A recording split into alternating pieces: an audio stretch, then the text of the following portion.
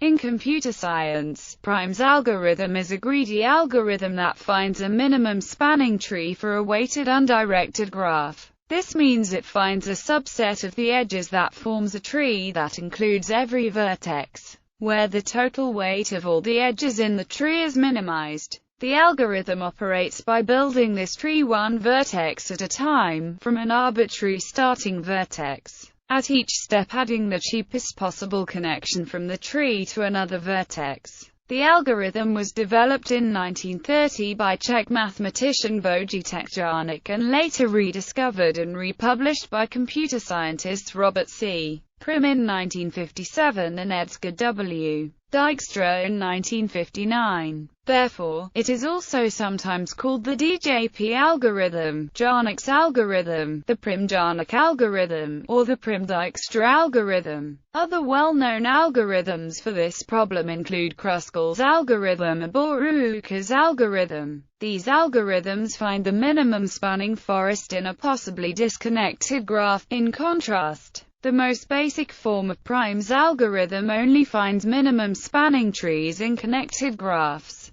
However, running Prim's algorithm separately for each connected component of the graph, it can also be used to find the minimum spanning forest. In terms of their asymptotic time complexity, these three algorithms are equally fast for sparse graphs, but slower than other more sophisticated algorithms. However, for graphs that are sufficiently dense, Prim's algorithm can be made to run in linear time, meeting or improving the time bounds for other algorithms. Description: the algorithm may informally be described as performing the following steps. Initialize a tree with a single vertex, chosen arbitrarily from the graph. Grow the tree by one edge of the edges that connect the tree to vertices not yet in the tree. Find the minimum weight edge, and transfer it to the tree. Repeat step 2. In more detail, it may be implemented following the pseudocode below.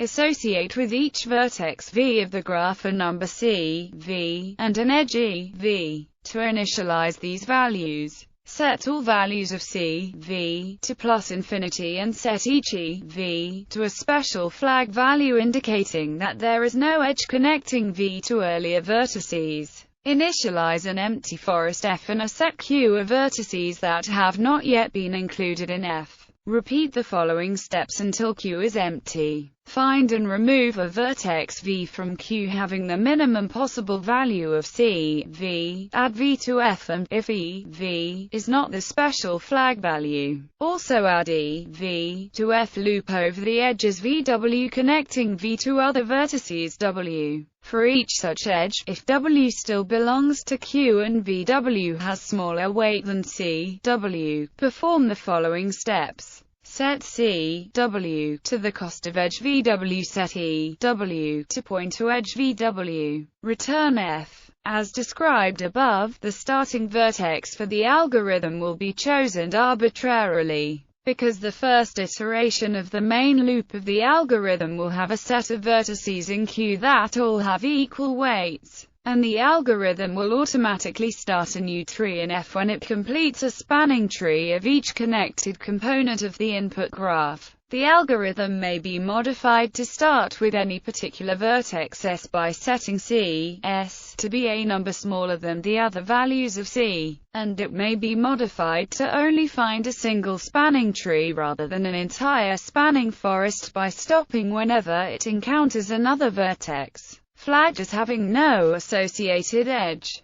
Different variations of the algorithm differ from each other in how the set Q is implemented, as a simple linked list or array of vertices, or as a more complicated priority queue data structure. This choice leads to differences in the time complexity of the algorithm. In general, a priority queue will be quicker at finding the vertex V with minimum cost, but will entail more expensive updates when the value of C, W, changes. Time complexity. The time complexity of Prim's algorithm depends on the data structures used for the graph and for ordering the edges by weight, which can be done using a priority queue. The following table shows the typical choices. A simple implementation of Prim's using an adjacency matrix or an adjacency list graph representation and linearly searching an array of weights to find the minimum weight edge. To add requires O running time. However, this running time can be greatly improved further by using heaps to implement finding minimum weight edges in the algorithm's inner loop.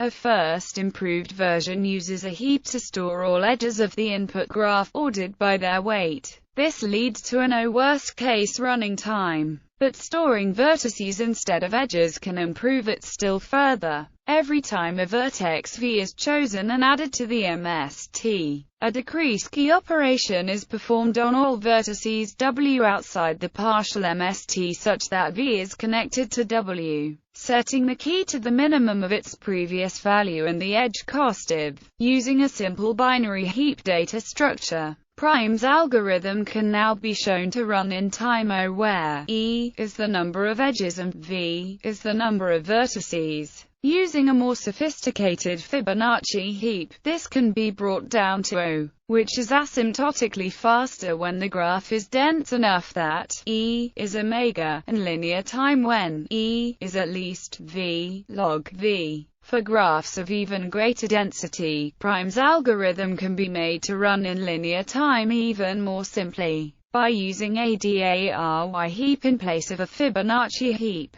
Proof of correctness. Let P be a connected, weighted graph. At every iteration of Prim's algorithm, an edge must be found that connects a vertex in a subgraph to a vertex outside the subgraph. Since P is connected, there will always be a path to every vertex. The output Y of Prim's algorithm is a tree, because the edge and vertex added to tree Y are connected. Let Y1 be a minimum spanning tree of graph P. If Y1 equals Y, then Y is a minimum spanning tree. Otherwise, let E be the first edge added during the construction of tree Y that is not in tree Y1, and V be the set of vertices connected by the edges added before edge E. Then one endpoint of edge E is in set V and the other is not. Since tree Y1 is a spanning tree of graph P, there is a path in tree Y1 joining the two endpoints. As one travels along the path, one must encounter an edge F joining a vertex in set V to one that is not in set V. Now, at the iteration when edge E was added to tree Y, edge F could also have been added, and it would be added instead of edge E if its weight was less than E, and since edge F was not added,